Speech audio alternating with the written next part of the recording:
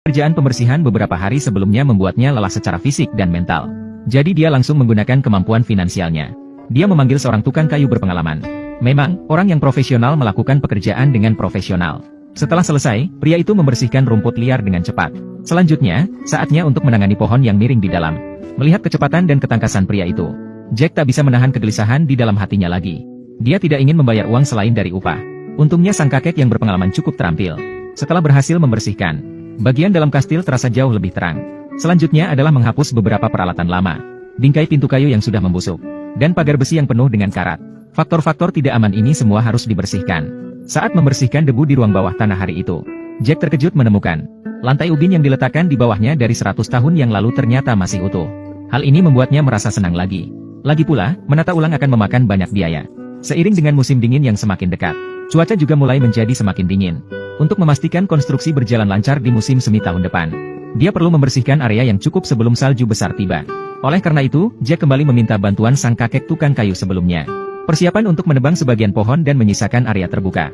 Setelah 2,5 minggu usaha mereka berhasil membersihkan area yang cukup, dan Jack tidak menyia-nyiakan kayu yang ditebang. Cabang yang berlebihan bisa dihancurkan menjadi pupuk. Batang pohon akan digunakan untuk renovasi kastil. Dengan mempertahankan ritme seperti ini, saya yakin ini tidak akan lama. Dia akan dapat mengembalikan kejayaan kastil dari 100 tahun yang lalu. Dan dengan kedatangan musim semi, rencana renovasi juga akan berjalan lancar. Mungkin karena terlalu lama terbengkalai, bagian dalam kastil sudah terakumulasi banyak debu. Jika ingin memulai renovasi secara resmi, semua harus dibersihkan. Untuk meningkatkan efisiensi pembersihan, dia meminta bantuan sahabat baiknya, Xiao Shuai. Melihat tumpukan barang-barang di depan mata, Xiao Shuai segera menyatakan bahwa ini akan dikenakan biaya tambahan.